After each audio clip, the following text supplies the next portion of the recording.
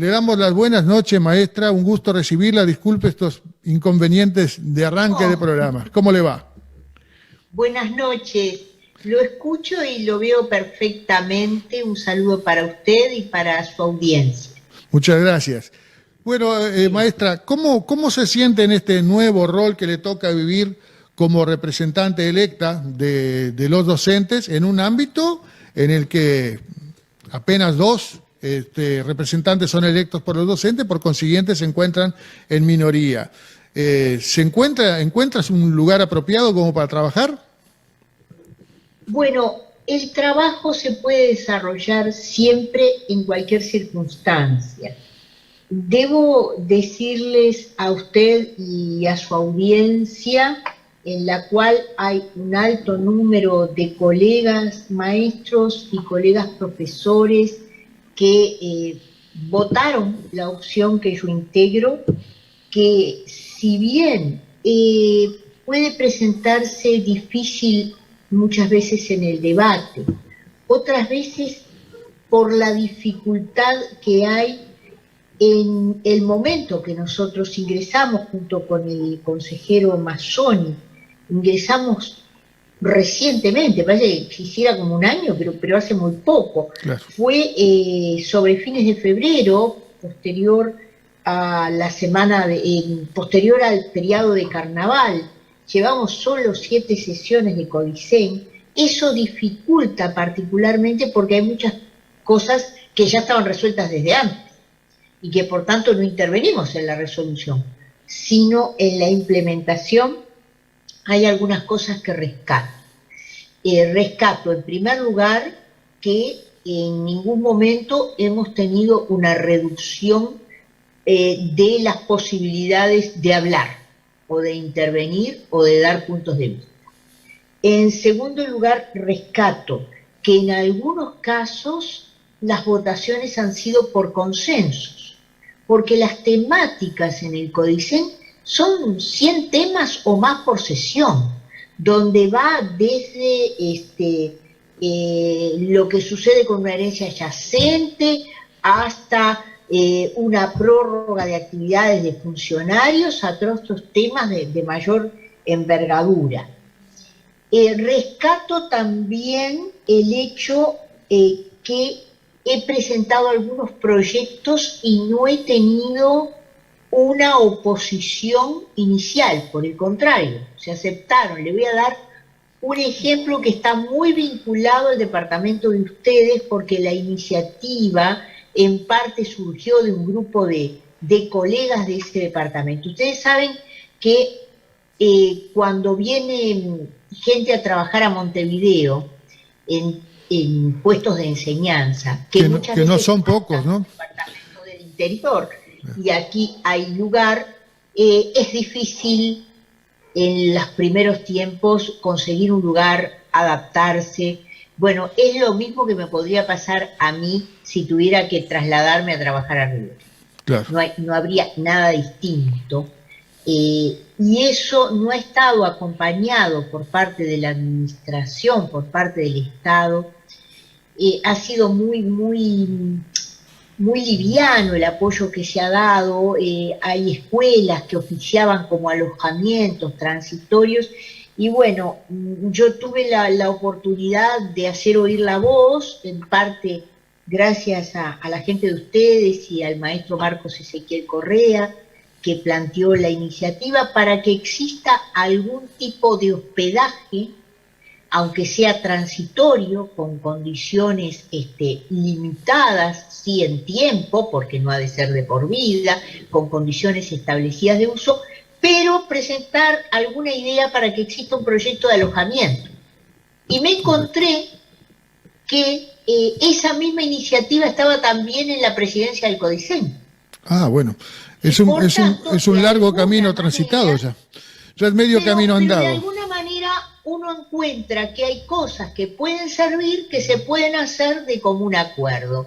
No pasa lo mismo en otras iniciativas. Ejemplo, cuando vino el tema de los días de asueto por corte electoral, que Codicen lo legisló por mayoría de determinada manera, ubicándolos en determinados momentos, y bueno, tuvimos 2 votos con el consejero Mazzoni y fuimos nosotros 2 los que sostuvimos una alternativa distinta. Cuando estuvo el tema ahora del currículum, que en parte ya venía trabajado antes que nosotros llegáramos, pero pudimos intervenir en el debate, dar nuestro punto de vista sobre los currículos organizados por competencia, bueno, pero la mayoría votó otra cosa.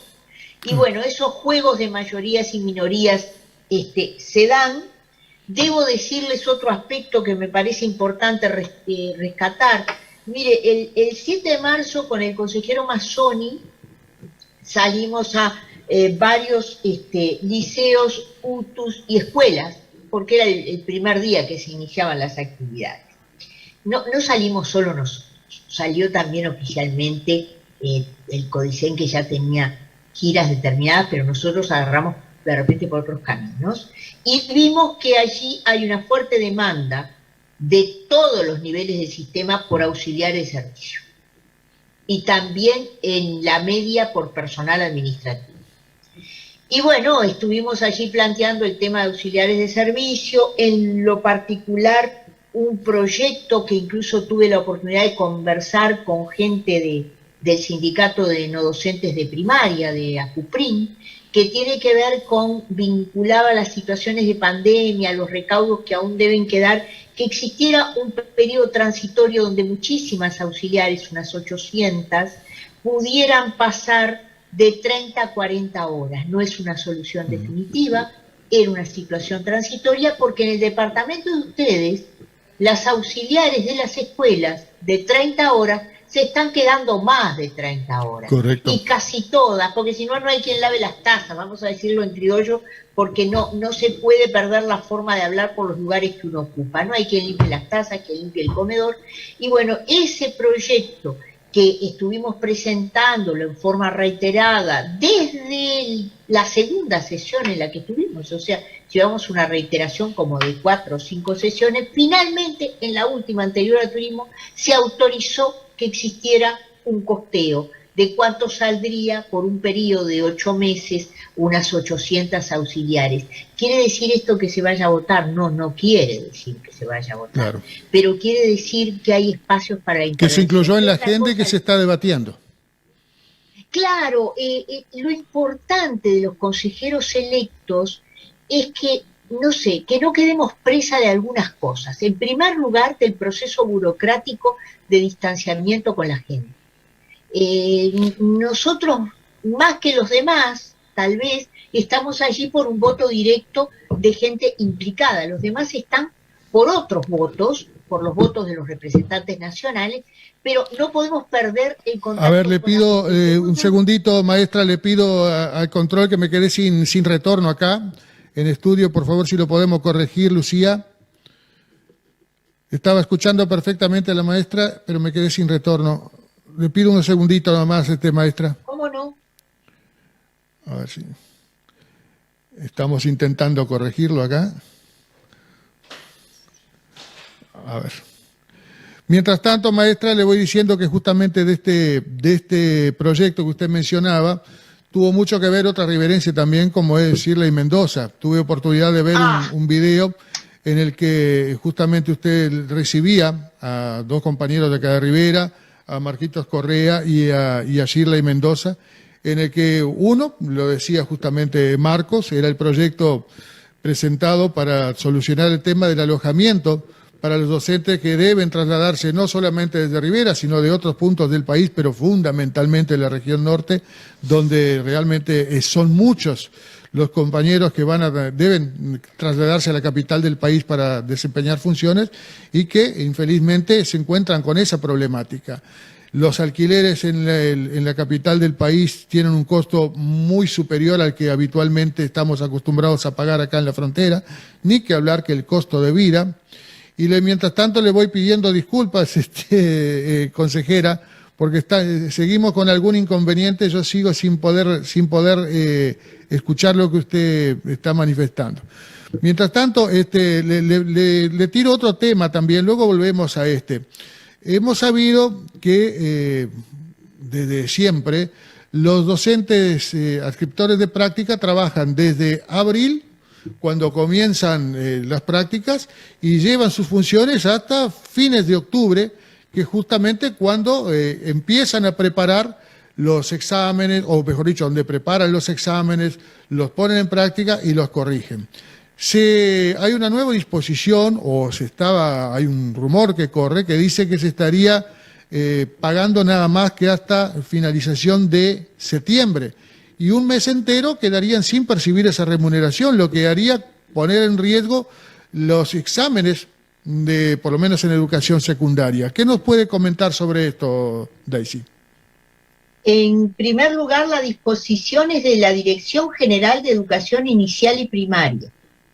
Yo tomé conocimiento de la misma leyendo los comunicados de primaria. No es un tema resuelto por Codicen. A mí me resulta inadmisible. No podía creer lo que leía. Y es más, en esta sesión del miércoles de Codicen, es uno de los temas que tengo contildado para plantear. Los adscriptores están tomando parciales hasta fines de octubre. ¿Cuál es esta decisión de cortar los pagos el 15 de septiembre? Pero más, no le encuentro fundamento de ningún tipo. Como no le encuentro fundamento de ningún tipo a lo que sucedió con maestros comunitarios. Una administración como la de primaria tiene todo el derecho a decir, bueno, yo quiero poner determinada cantidad de comunitarios en las inspecciones. Podré compartirlo o no compartirlo, pero dice, es un proyecto de esta dirección general. Lo que no hay derecho es a atrasar ese pago 2 meses. Porque por un proceso de implementación van a estar empezando en mayo. Y yo simplemente le digo a esto, un cálculo primario que hicimos. ¿Sabe cuánto se ahorró en estos cargos de comunitarios que se van a poner en inspecciones y que se retrasan 2 meses en su llegada? 3.600.000 pesos. Entonces, era un dinero que debió estar abocado al trabajo y a que se cumpliera una función, y es un dinero que no va a estar invertido en lo que debió haber estado invertido. Y con esto de práctica es algo realmente sorprendente la decisión que toma primaria. No comparto esa decisión en absoluto, la vamos a poner a consideración de la misma manera que tampoco me parece lo más adecuado que se generen 23 cargos, uno en cada jurisdicción departamental, de ecónomos que son auxiliares de directores de escuela, claro, que se van a generar a nivel departamental. Yo no lo comparto. Ahora usted me dirá, primaria tiene el derecho a hacerlo, y sí, tiene el derecho. Todos tenemos el derecho a hacer cosas y otros tenemos el derecho a decir que no compartimos. En el caso de práctica, creo que esa decisión debe ser revertida. No es posible que se sostenga. Consejera, otro tema que está muy mencionado es que una vez que quedó firme por decisión del pueblo la ley de urgente consideración, vuelve a estar sobre el tapete el tema del carácter universitario de la carrera docente. Y en ese sentido, mucha agua va a correr debajo de los puentes hasta que se llegue a eso. ¿Qué opinión le merece a usted la propuesta que está sobre la mesa y que en realidad deja a los docentes que ya tienen una carrera hecha bastante en desventaja con respecto a los docentes que se formen a partir de ahora? Bueno, usted ha puesto sobre la mesa un tema relevante, un tema fundamental. Acabamos de terminar con el grupo de trabajo que yo integro, en el cual voy a nombrarlos porque está el licenciado profesor Raúl Gil, el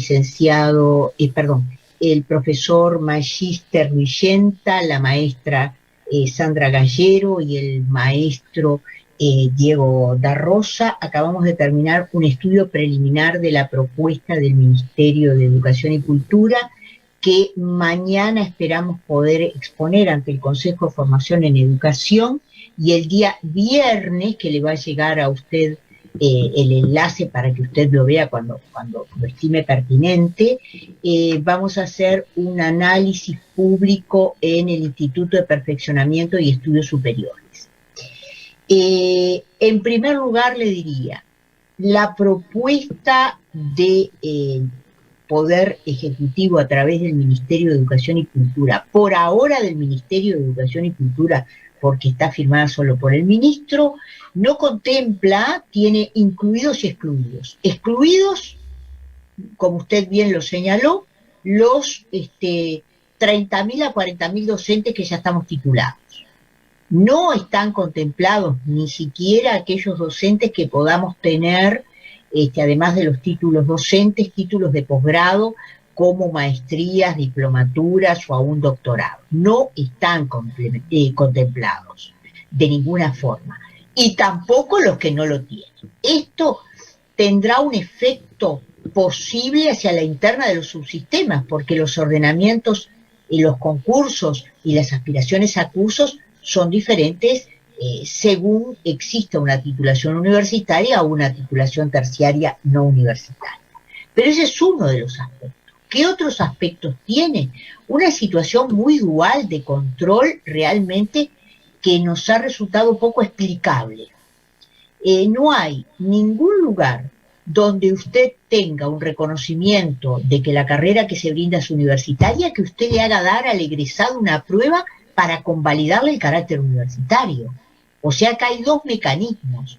Las instituciones deben pedir que se las habilite las carreras que brindan para que tengan reconocimiento universitario, pero después que usted termina, debe dar una prueba que yo realmente quedé impresionada de lo que se escribe en esa prueba.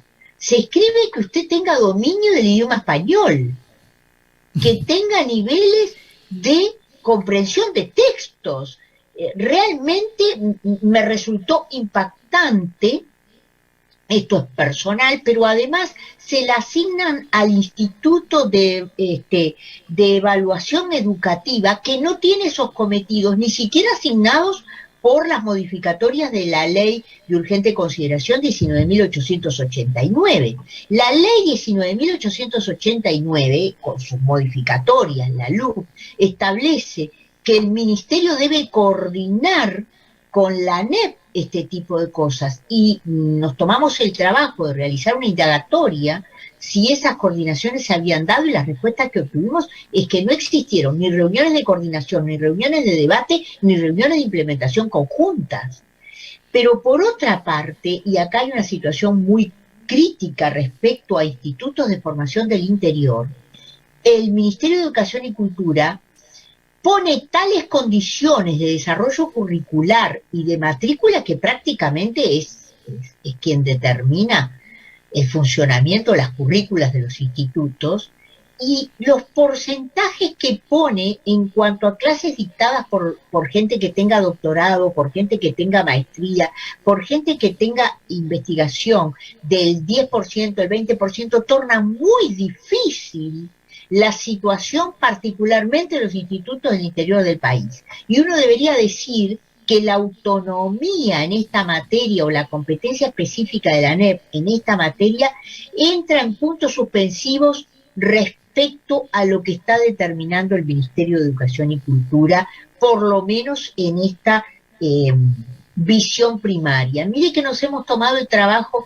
de estudiarlo comparativamente con la ley llamada de urgente consideración, porque sabemos que la ley de urgente consideración ha sido ratificada por el voto ciudadano. Por tanto, en esa ratificación del voto ciudadano uno debe respetar. Podré estar de acuerdo, pero ha sido ratificado, no está sujeto a discusión. Entonces nos tomamos el trabajo de cotejar y hemos encontrado que hay aspectos como este que le digo, que es prescriptivo en la ley de urgente consideración, que se coordine con el ente autónomo, que no hemos encontrado que se haya cumplido. Pero es más, ha sido sorprendente hacer un estudio semántico de la propuesta del Ministerio de Educación y Cultura. No menciona ni una sola vez al Consejo específico, Consejo de Formación en Educación.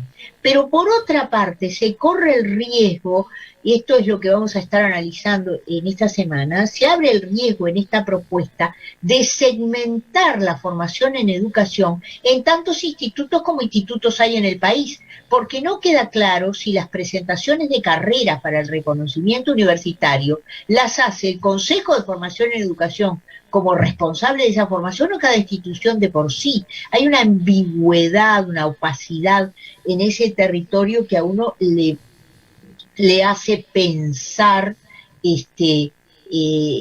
que esta formulación debería ser presentada con un carácter de inicial, de documento de debate y particularmente de consulta con los organismos responsables de la formación docente, que es la ANEP, a través del Consejo de Formación en Educación. Así que es un tema álgido, candente, del cual vamos a tener que hablar y mucho, porque personalmente me inscribo junto con mi grupo de trabajo en aquellos que venimos bregando por el carácter universitario de los títulos docentes. Yo debo decir que no sé si es un galardón o a esta altura una cuestión sí, en estas condiciones por no haberse concretado, pero estuve de las primeras voces que se levantaron hace varios años atrás pidiendo el carácter universitario de los títulos docentes. Claro, pero pedíamos en esa época, consejera, pedíamos la Universidad de la Educación, ¿no?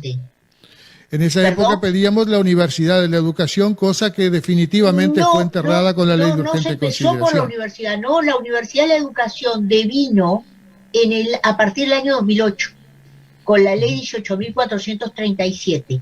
Previamente, incluso habíamos tenido conversaciones con el rector de ese momento para ver si podía existir algunos, ¿verdad? Particularmente desde Magisterio, habíamos tenido iniciativa para ver qué fórmulas podía haber de reconocimiento del carácter universitario. Después sobrevino en la ley el Instituto de Formación Universitario, que no se aplicó y que luego, respetando la decisión que ratificó la ciudadanía, fue eliminado por la 19.889, razón por la cual yo trato de no hacer énfasis en eso, para que no se entienda que uno está cuestionando la decisión popular, porque claro, debe ser respetada siempre en todos sus términos, aunque haya elementos que desde una posición minoritaria no se compartan, como me asiste en relación con varios aspectos del capítulo de educación.